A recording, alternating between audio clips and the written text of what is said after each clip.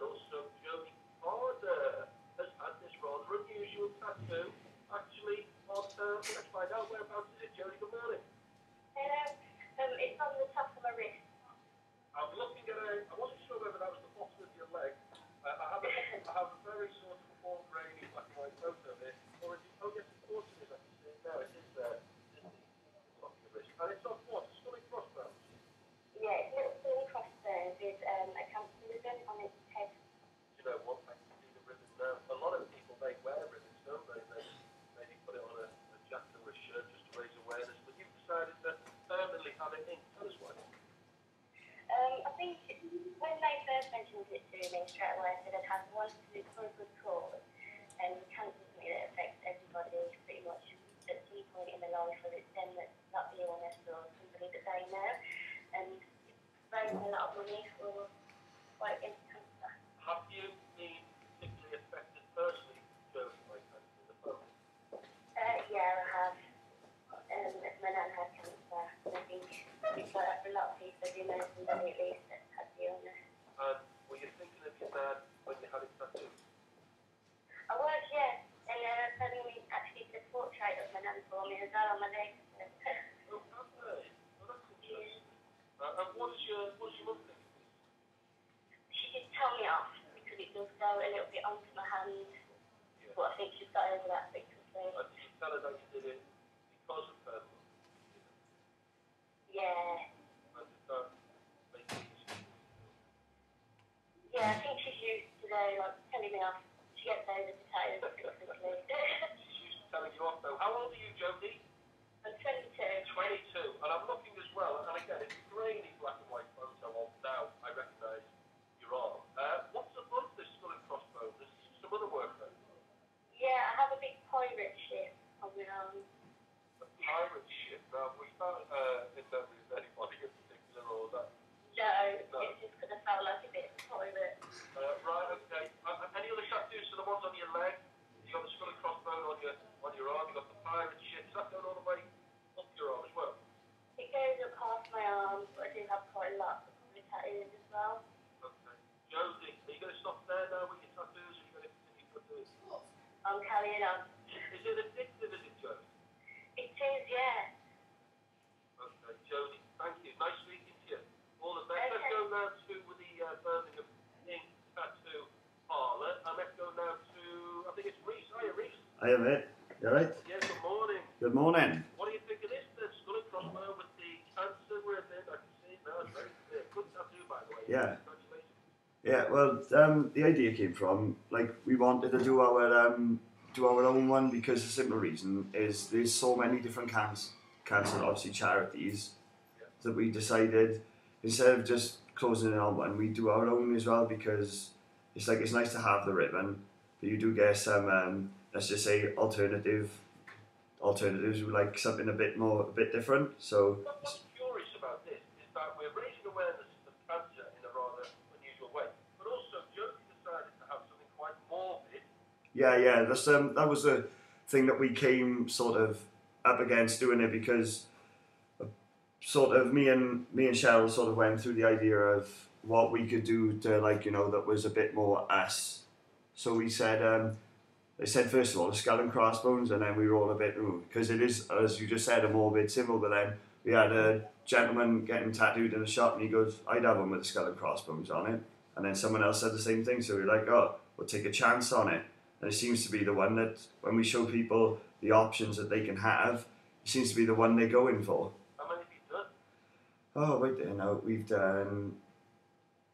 We haven't done that many as of yet because we just started it. We've done the skull and crossbones on Jodie, and I've done 2 cancer ribbons. I actually have 3 ladies in the waiting room at the moment, waiting to have the ribbons done. Oh wow! Now Yeah. this is an unusual way to remember a loved one, isn't it? Do you often have people coming in who've recently lost relatives who say, "I tell you what, Reece, I've Yeah. lost this person. Yeah. Something I want to remember them permanently." And if so, what do they normally have done? It's it can be a different thing. Sometimes it's a name. Like I lost my father 2 years ago now, and my mum would never have a tattoo, and my mum came on to me and like obviously I'm from Wales, so the tattoo shop I was working at in Wales, and said, you know, I want a tattoo to remember like Dad. So we did an angel. You can get so many different things. You ask them sometimes what sort of person they were, what sort of things they were like into, and as such, if you understand what I mean. No, I tell you what, let's open this to the lines. People listening now, what have you done to remember a loved one who have died? Let's talk about tattoos. What have you done? Whereabouts on the body was it? Angels, Reese was just saying. Jodie earlier on with the skull and crossbones, rather curiously remembering Nana who had died. But there was the cancer, and there is the cancer ribbon, the little ribbon on top of the skull. What have you done? Let's talk about tattoos. Maybe you've had someone's name on it. Maybe you, like Reese was just explaining, maybe you've had an angel. Let's pick up the phone. Let's talk about it, please. Let's talk about the people you've lost and how you remember them. Here's the phone number: 08453 00 9956. 08453 00 9956. So, Reese, I mean, this is fairly unconventional. Yeah. A conventional tattoo would be of an angel, would it? Maybe with the name of the person who's deceased on it. It might be. Yeah, it can be. There's no real conventional tattoo for it. It's like it depends on the people. Like a friend of mine had a scroll down his arm with his father's favourite song in it. You know, it's completely across the board in what you can have and to remember someone. So, you know, I just said like an angel first because sometimes people look at the person who's passed away as someone who's watching over them. Is it emotional? Yeah, you can. I've had it myself where I've tattooed someone, they've had a look at it and started crying, and I thought first of all, oh no, have I done something wrong? And then they turn to you and they want to give you a hug, but then that feels good to me because it's like you're giving them something. Do you get what I mean? You stay forever. They're never going to forget the person anyway. But Is it rewarding what you do? yeah, definitely. I get up every day and I don't have I got to go to work. I get up every day and I love my job. I get to interact with people as well on like different levels and how people are. So it's brilliant. Cocked up or misspelled anything? I beg your pardon? Have you ever cocked up and maybe No, never. I double check everything and everything has to be done.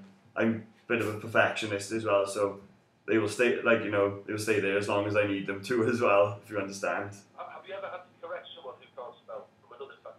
Yeah, I've done quite a few cover-ups in my time. Like people come in sometimes with how can I say, like a tattoo, and then they ask me, "What do you think of it?" And I'm like, "Well, you know, it's nice."